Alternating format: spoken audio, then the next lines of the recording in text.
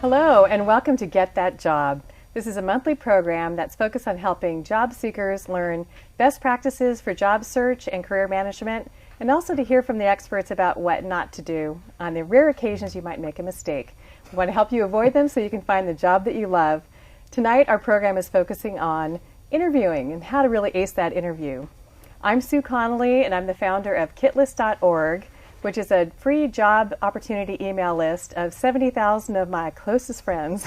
and I'm actually privileged to bring two people with us tonight. Randy Block, who is a career coach, also has a long-term business as a recruiter, and he's been a vice president of a recruitment firm in San Francisco. And he's very well accredited now in the very important area of coaching and career management and transition. Thank you. So Randy, thanks for joining us. Glad to be here.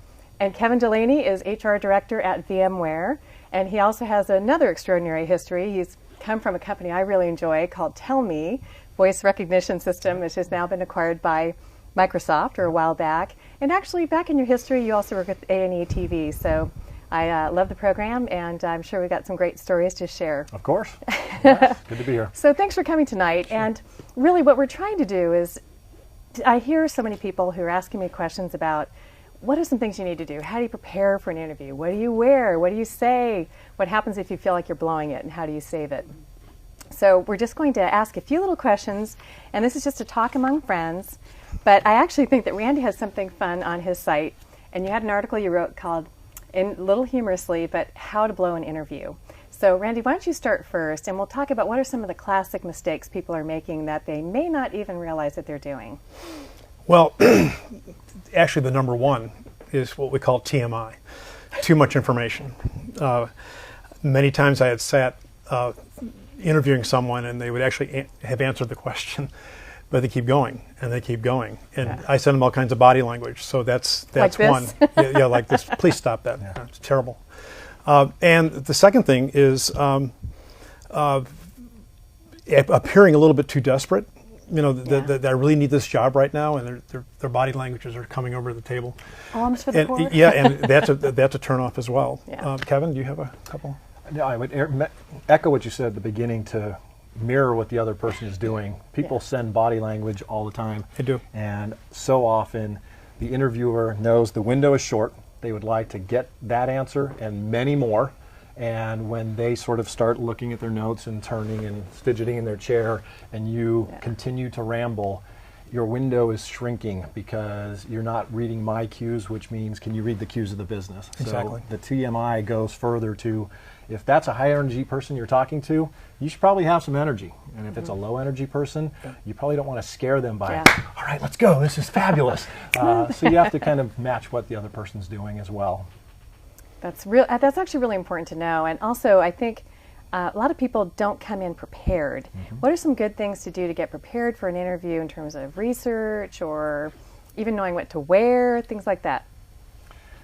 I think there's two parts of preparedness. There's one, you should know your own company very well. Oftentimes I will ask a candidate, tell me what you know about the business you're in. If you don't know your current That's business, a new one. Yeah. I don't think you're going to know mine. And secondly, you should be very familiar with my company, what we do, what we're great at, and how you're going to make a difference in that. So I think both of those are very key to say you took this seriously versus, well, I applied to 10 jobs. Which one is this?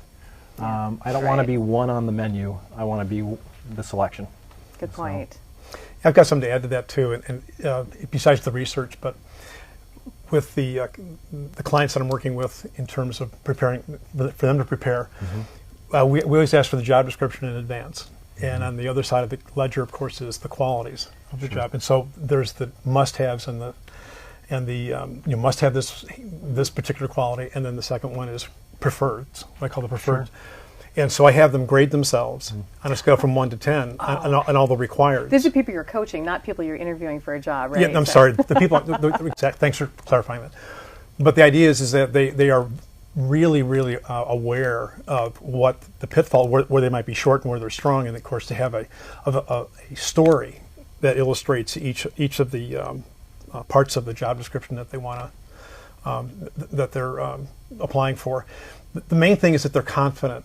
You know, the whole idea is they're confident, so they evaluate themselves beforehand in a very honest way, and don't kid yourself. Because if you're short, you're short. That's it. You know, Well, and that, I think that touches on a point about being authentic. And I think everyone is nervous in an interview, and I think turning that energy into something positive, and also realizing that the person that you're talking to isn't necessarily being their complete self either, because I think people put on a hat of an interviewer. Like, what do you do when you've got kind of a green interviewer and you realize that you're kind of on the spot and you'd like to kind of get the interview back on track? Maybe it's kind of going a little south on you. What are some tips for that? Well, I would touch on something Randy said. I think it's really important to be very direct on what you know and what you don't know. We often believe we need to present that I know everything you're asking. Yes, I do. Yeah. Expect the question 1 or 2 deep. So if I ask you on a scale of 1 to 10, how good are you at Excel? I'm really good. I'm an 8. And then I say, tell me what you can do in Excel. And you say, well, I can sum columns and I can give you a total. You just ruled yourself out. If you don't know it, tell me you don't know it. And be prepared to describe exactly how well you know it, because if I find that you're fluffing your answers, you're losing credibility by the second. You know, that brings up a good point, because you and I had a discussion earlier about questions that you kind of ask people, and sometimes it's not necessarily the answer, but how they're arriving at it. Sure. So when you get kind of a tough question and it's coming your way and suddenly you're blanking, what do you tell someone to do? I think there's always a moment to regroup. So I would say first stop and think. Don't believe you have to open your mouth and begin rambling through, Right. or you've dug yourself a hole you can't get out of.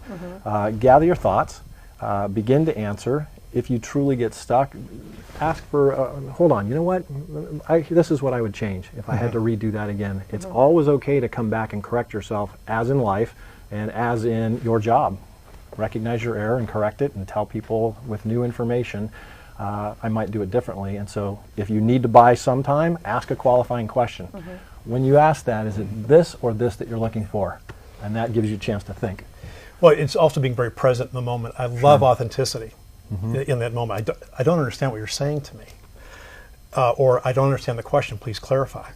I mean, that makes it real. Obviously, if you have to say, please clarify to every question, it's probably not a fit. But, Sure. but you know, the reality is that who is this person? And we're looking for a fit. And this is something he and I can kick around for a bit. But it really is about the fit. And I believe that there's no such thing as a right answer. That the right answer is only a myth. It's it's all about delivery and how you deal with it in the situation. Not that you got it wrong.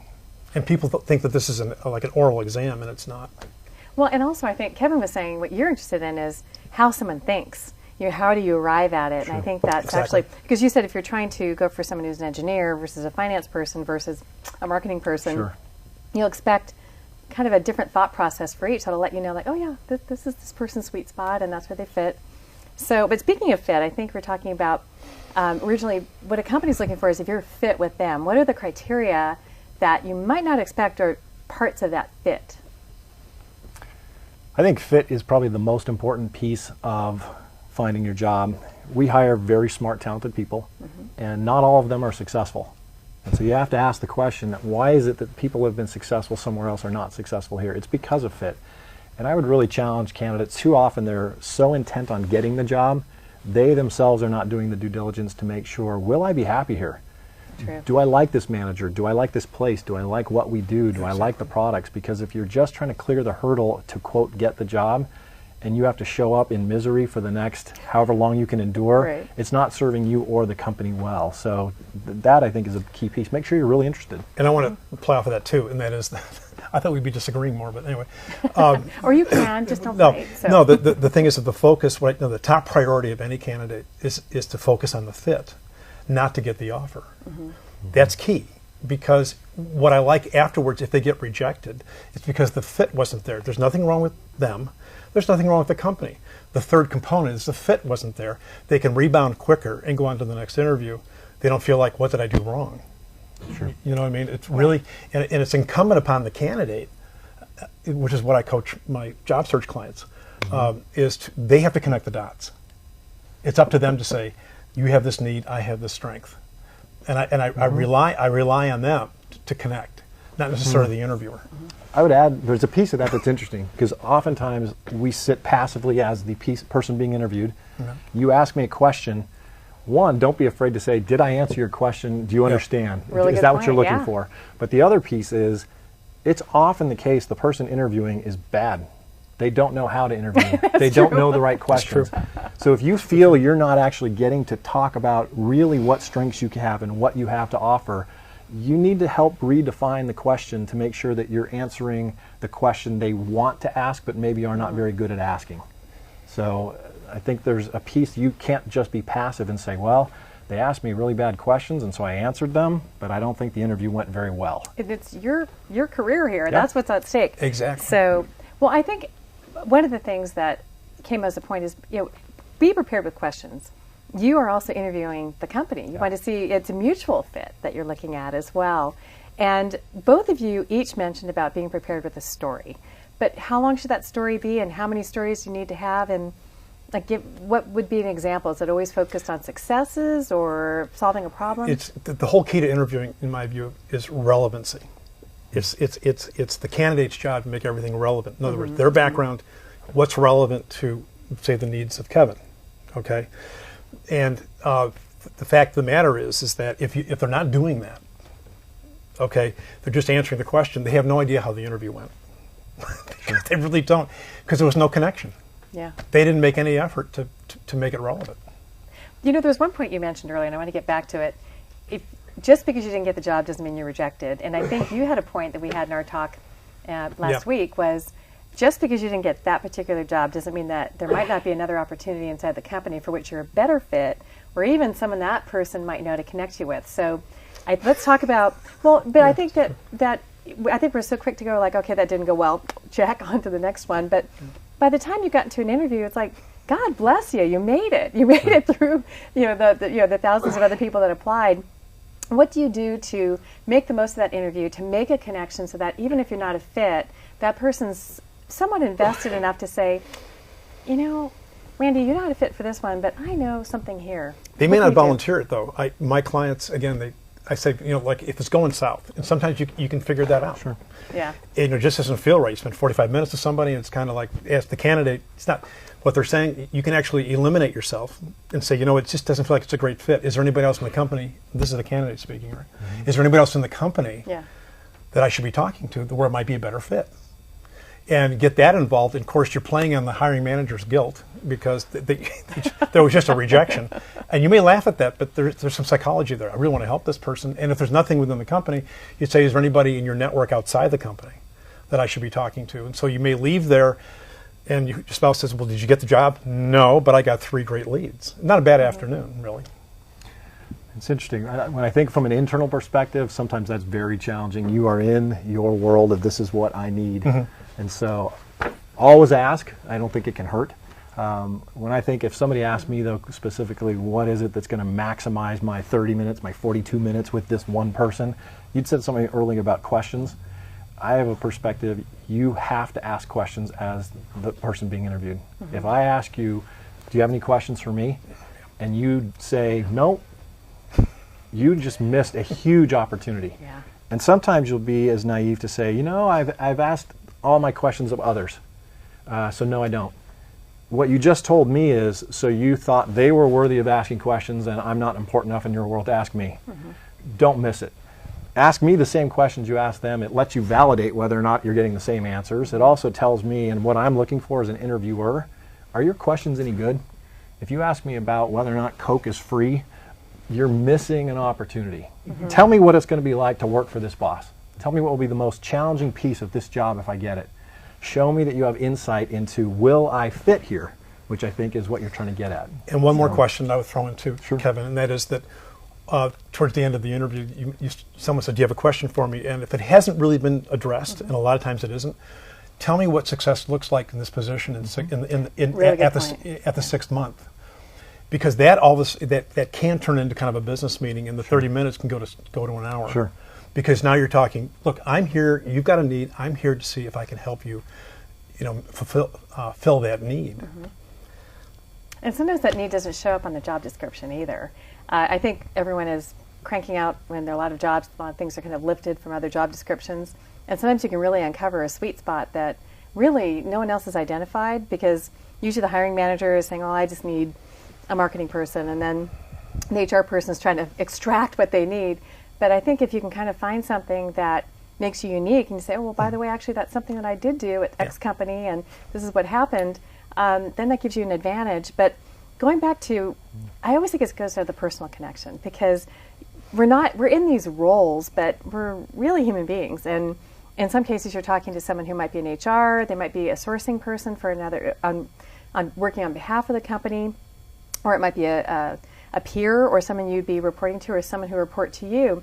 But the net is, we're human beings. So I think it's always a good idea, check out LinkedIn, find out if there's any point of commonality. Sure. You might have gone to the same school. You went to Cornell. I didn't. We don't have anything more to talk about. But there are other things. Well, no, but you just look and you think where kids go to school, or just where you look and you're making these multi-threaded connections. And I think what it's doing is showing respect for the person, that you care enough to know them beyond that they're just a means to an end, that you're saying, look, and when you're working at a company, I think that you can actually get past not having all the skill sets if the personality fit and the culture fit and the passion for the job and what you bring to it. In fact, Kevin, you mentioned someone who made a transition from one role to another, surely on the tenacity. Can you explain that a little bit? Sure. I mean, you bring up an important part on job descriptions. First of all, they're all wrong.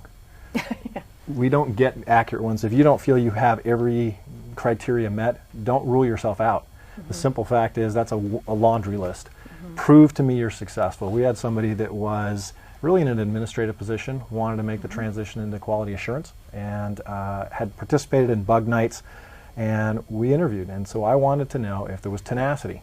And so I took a different approach. I asked brain teasers and set a stage. You walk into a room, Fred and Martha are lying dead on the floor amidst broken glass and water. You can ask me any yes or no question. Go. She was unrelenting in her questions, never faltered. Some of them were random, but she took note, and she was very detailed and processed and relenting. And that feedback said, you know what, it's worth a shot at an entry level to say, is this person going to go after it with tenacity? And so when you're coming out of an interview, you asked, will you be open to other jobs? If you show me fundamental raw skills, you have great tenacity, you have great communication skills, you're willing to do what it takes, those things stick with me. Don't tell me your responsibilities were the following list of things. Right. So, and in addition to that, if they're being authentic, I keep going back to that, being authentic, and you really feel it. I mean, it's coming from not just from here. Sure. Which I say there's no right and wrong answer in an interview, but what I mean is it's coming from in Sometimes here. there's a wrong answer. If it's a technical question and you blow it, then I don't think you have the skills. Technical, I get it. But yes. You said something about stories earlier. Yeah, sorry. Yeah, when stories. I think about preparing, if I was telling a candidate I had the 42-second prep, and they said, how do I do my best? I would say pick 5 stories of your career that demonstrate success, and be prepared on a menu to answer those with whatever questions you ask me. So if it's tell me about a time you were very successful, I use story 1. Now the rule is once you've used story 1, you don't get to use story 1 again. Sometimes the candidate gets asked the second question and they tell me the same story, and then a third question, well, that was a really big project, so I'll tell you about it again. Pick your 5 stories and give me a greatest challenge, I'm going to use that story. The same story could be used for greatest accomplishment, a time when you've overcome adversity, a time when you've demonstrated tenacity.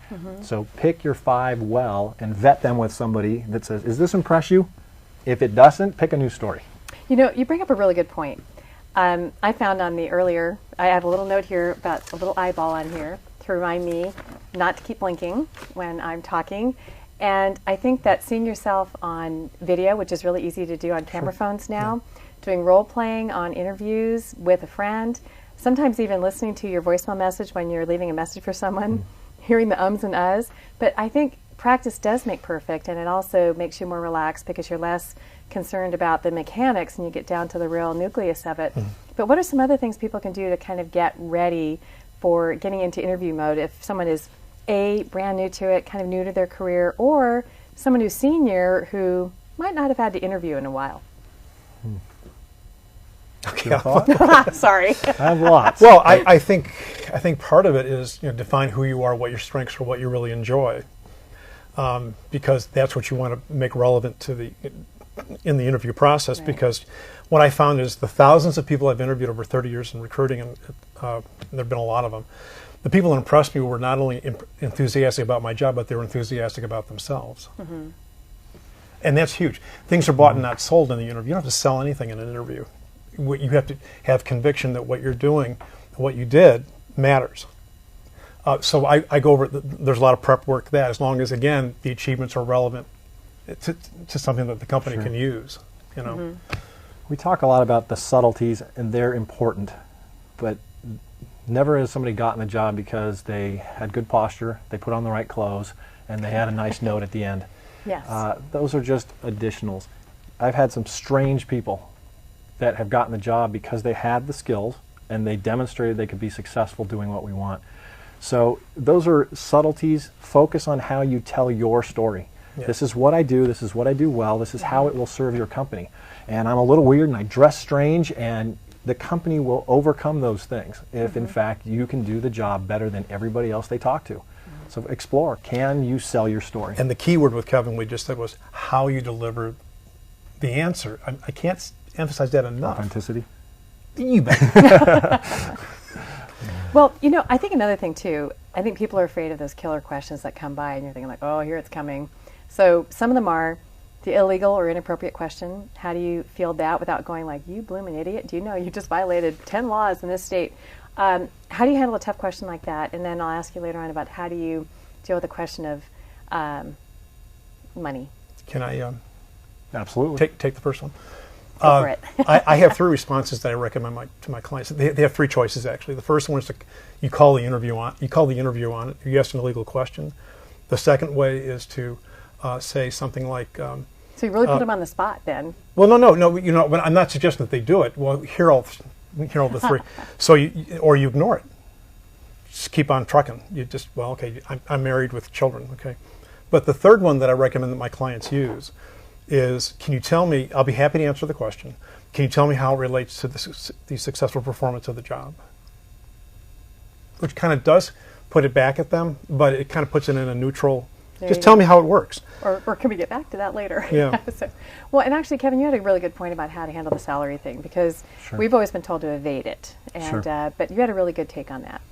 Yeah, when I've been a recruiter, my job is to make sure I put people in front of the company that we can hire. And I just believe that a recruiter's job is to understand the full picture, and I can't sell you as to whether or not you are fit for the job unless I know your salary fits in the range. So I think you need to be prepared to answer it. You can either say, this is what I currently make, this is what I currently make and I expect to make more, or I believe my fair market value is X. But if you will not commit a range, the recruiter knows that the company has a budget, and if they can't match it, they're going to be reluctant to put you in front of a manager or team in case they fall in love with you, only to find out that I, the recruiter, can't close the deal, and I have failed in getting you somebody you love. So be prepared to answer it either, you know, what you want, what you believe you're worth, or what you make. But I think that moves the conversation forward. Great. Randy, how about you? Oh boy. Okay. Well, our first disagreement, of course, because I was on that side of the desk. You know, I needed, you know, but of course I was an external, which meant all the bets were off, right? Sure. But what I suggest to my clients, usually in the phone interview, this is what comes up. There's, okay, Dada, you really can't evaluate soft skills and all of that on the phone. Do they have the hard skills? And by the way, how much are you making if they're employed? How much were you making if they're unemployed? Or how much are you looking for? So I give my clients 3 suggestions, okay? The first one is to come back and do the Richard Nixon response, which is answer the question with another question. So you come back with, so what's the pay range of the position? About half the time, except for an old salt like this, but about half the time they'll tell you, okay? Now let's just say that the person says, no, I need a number from you, okay? Then you'd say, well, I'm sure that if this is a great fit, because you've got the job description, I've got my resume, and I've got both of them. We're in the ballpark here. This is no big deal. I'm also unemployed and I'm not making anything, right? In essence, you would say that I'm sure that we can negotiate a really mutually beneficial compensation arrangement. Right. Now, if they ask a third time, which means you've said no twice, I'm not answering the question. Well, third time starts the bad feelings. Of course, with him, it might start it too. So you've got to give him a number. And the number that I recommend my clients give is the minimum base salary that I would consider is X. The minimum base salary that I would consider.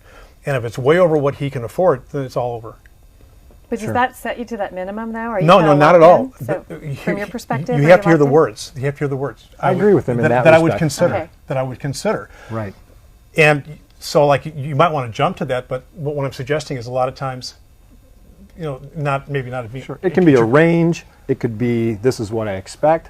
But there is a moment, I think, to that point. You have to read the recruiter. If it's sort of like, look, you're not playing ball and you won't tell me whether we're in play or not, I'll write you off and talk to the next 10 candidates who will tell me what they fit and whether they have the skills. And so I think it is subtle. I love the approach of come to the third answer. You can defer and try the first one, but a recruiter, if they're doing their job, needs to know whether or not they can put you in front of them with a sell. Well, I think those are good points, but also is there something that's good at the end of the interview to help kind of bring it on an uptick, get kind of a good close, maybe kind of pre-selling yourself? What are some good ways to kind of wrap up an interview and to kind of leave it on a positive note that's going to lead to the job? Give them a nice bottle of wine. Say, I'm bribing you. No, Shamelessly. Actually, what Mike, if the candidate is really confident that they can do the job, they'll say, I'm very very confident that I'd be successful in this position. Do you have any concerns? There's only three concerns they can give you. Or three answers they can give you. I'm sorry. Yes, I have concerns. No, I don't have any concerns. I need to interview more people. And we have, I'm not sure how much time we have left, but we have responses to each one of those. Because if it's gone south, and another leading question is, what's next? Okay, and what are next steps? And the person says, well, I'm going to be, I have to interview more people. And you say, well, how long will that take? And then the candidate will say, we'll pick the next business day. Let's say, let's set a short 5-minute touch-base telephone appointment. Okay. The only thing I would add is they're busy. Yeah. If you had a choice, yes, do what you can, but the opening is more important than the closing. Exactly. I'm fresh. Okay. I want to know right out of the blocks, you impress me, we're in the game, or we're going downhill. If you've lost me by then, I don't care how you close it, we've gone downhill. That's true. Open it, practice your go. opening strong. So I think practice is an important thing. Preparation, very, very important. And bring your questions, have your story. And I think what we did tonight, I think we had some fun. You look at it and say, do your homework and then just let it flow. And if something goes awry, so what? You can save it and get the job anyway. So thank you so much for being our guest tonight. You're highly informative. And we hope that this helped all of you. And if you take just 2 points, do it. And make sure you do something differently and practice. Take care, and we'll see you again next month.